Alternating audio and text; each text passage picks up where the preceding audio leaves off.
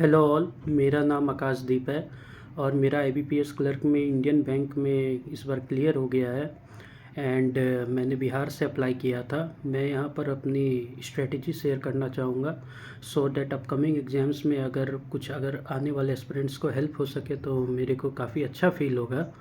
तो मैं पहले तो रीजनिंग में काफ़ी मुझे प्रॉब्लम होती थी, तो मैंने ध्रुव सर के चैनल को सब्सक्राइब किया था और वहाँ पे मुझे काफ़ी सारे मेंस के कंटेंट मिले। तो जब मैंने उससे गो थ्रू किया, सर की क्लासेस वहाँ पे यूट्यूब पे अटेंड की, तो मुझे काफ़ी अच्छा लगा और काफ़ी कुछ समझने को मिल रहा था कि मेंस के एक्चुअली पेपर आते कैसे हैं और कैसे उन प्रेशर सिचुएशन में उनसे डील करना है, क्योंकि प्री एंड मेंस काफ़ी अलग लेवल की चीज़ें हो जाती है।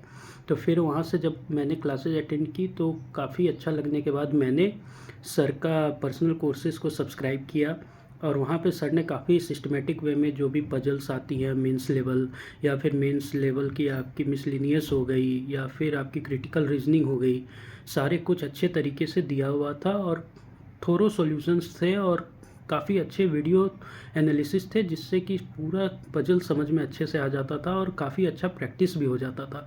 तो मैंने वहाँ से डेली प्रैक्टिस किया पजल्स की। कुछ भी प्रॉब्लम होती थी तो मैं सर से पर्सनली भी बात किया करता था। तो पहले तो thank you to Dhruv sir कि इसके लिए कि सर ने रेगुलरली काफ़ी गाइड किया रीजनिंग के रिगार्डिंग। और उसके बाद मैं मॉक्स दिया करता था, प्रैक्टिस मॉक हो गए, गाइडली हो गए, इनके सेक्शनल मॉक्स लगाया करता था मेंस की, जिससे कि काफ़ी ज़्यादा मतलब इम्प्रूवमेंट होते गया और मुझे पता भी चलते गया कि एक्चुअली जो मैं पढ़ रहा हूँ क्या मैं उसे इम्प्लीमेंट कर पा रहा हूँ with in the time frame, कि मैं उन पेपरों को सॉल्व कर पा रहा हूँ।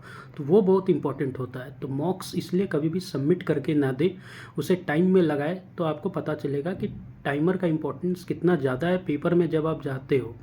क्योंकि ऐसे आप सॉल्व करो और जब आप टाइमर के साथ सॉल्व करते हो तो एक्चुअली प्रेशर तभी आता है और तभी वो एग्ज़ाम प्रेशर को आप डील कर सकते हो। तो पहले मैंने यही गलती की थी कि मैं सबमिट करके मॉक दे देता था, जिससे कि मैं रियलाइज़ नहीं कर पा रहा था कि कितनी बड़ी मैं गलती कर रहा हूँ।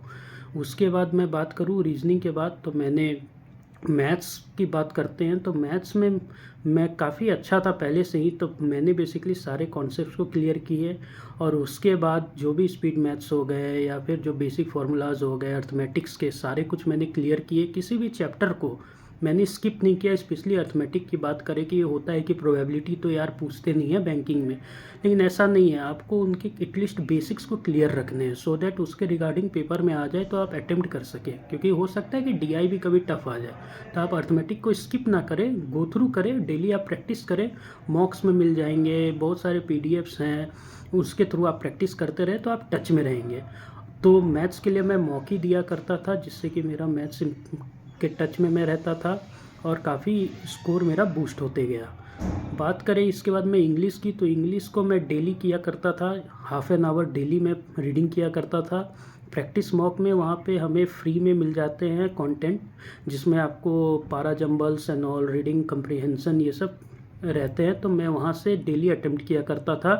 उससे काफ़ी कुछ इम्प्रूवमेंट होती थी और फिर अच्छे से उसकी एनालिसिस करता था। कुछ अगर ग्रामर के रूल्स आ गए या कोई वोकैब आ गया तो उससे सेपरेट कॉपी में अपनी नोट किया करता था और बाद बीच में हफ्ते में एक बार उसे रिवाइज़ कर लिया करता था, सो डैट वोकैब भी मेरा इंप्रूव हो रहा है, ग्रामर के रूल्स भी हो रहे हैं। क्योंकि आप ज़्यादा फोकस रीडिंग पे करो, ग्रामर इतना ज़्यादा रोल प्ले नहीं करता है। जब आप रीडिंग करते हो तो आप एरर एंड ऑल आप रीड करके ही फाइंड आउट कर सकते हो। तो इंग्लिश पे आप रीडिंग पे ज़्यादा फोकस करो। तो यही मैंने रीडिंग के रिगार्डिंग किया और इंग्लिश का स्कोर में मेरे को काफ़ी अच्छा देखने मिला इस बार आईपीएस क्लर्क में।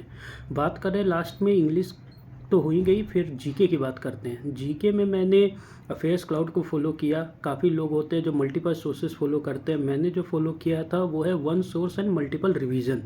तो मैं डेली करंट अफेयर्स को नोट करता था अफेयर्स क्लाउड से, उनकी नोट्स बनाता था और जब 7 दिन की करंट अफेयर्स में नोट कर लेता था तो संडे को बैठ के उसे पूरा रिवाइज करता था, जिससे मेरा पूरा वीक कंप्लीट हो जाता था। उसके बाद मैं ऐसे हर वीक की करते करते फिर लास्ट में उस पूरे मंथ की रिवाइज करता था और इस तरीके से मेरा हर मंथ का साथ ही में कंटेंट चलता रहता था और रिवीजन भी होते रहती थी। इससे लास्ट में जब मैं रिवाइज़ करता था एग्ज़ाम से पहले तो ज़्यादा कन्फ्यूजन नहीं होती अगर आप पेपर से पहले 2 से 3 बार रिवाइज़ करके रखते हो तो। और लास्ट में उसके लिए आप क्विज़ेज़ भी लगा सकते हो सो दैट आप चेक भी कर सको कि जो आप पढ़ रहे हो एक्चुअली वो इम्प्लीमेंट कर पा रहे हो या नहीं, आपको याद भी रह रहा है कि नहीं। तो उसके लिए अगेन मैं कहना चाहूँगा प्रैक्टिस मॉक हो गए, गाइडली हो गए, इन पे आप क्विज़ेज़ लगाओ, जिससे फ्री में ये सब अवेलेबल होते हैं। और वहाँ भी अगर कुछ अलग क्वेश्चंस मिल गए, नए क्वेश्चंस, तो उसे भी आप नोट कर सकते हो। तो ये मेरी ओवरऑल स्ट्रेटजी थी। And thank you again to Dhruv sir, उन्होंने काफ़ी कुछ गाइड किया और एक चांस दिया सो दैट मैं अपना यहाँ पे बता सकूँ कि मैंने कैसे कैसे तैयारी की। So thank you all, bye bye.